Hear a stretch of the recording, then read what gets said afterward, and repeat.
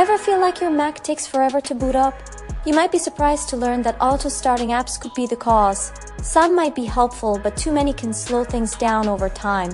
This is one of the most common issues Mac users face, and at Nektony, we've helped thousands resolve it. Here are 3 ways to take control of your startup items.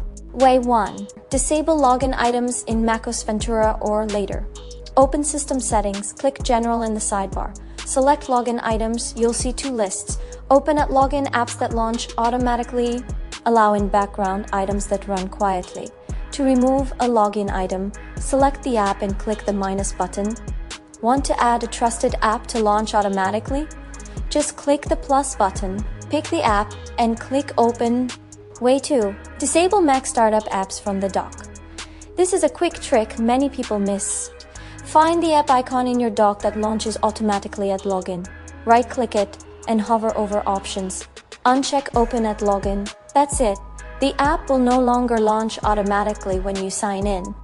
Way 3. An easy tool to manage Mac startup programs. Unlike login items, some types of startup apps, such as launch agents and daemons, don't appear in system settings, making them harder to manage. App Cleaner and Uninstaller is specifically designed to manage startup programs and remove hidden system files.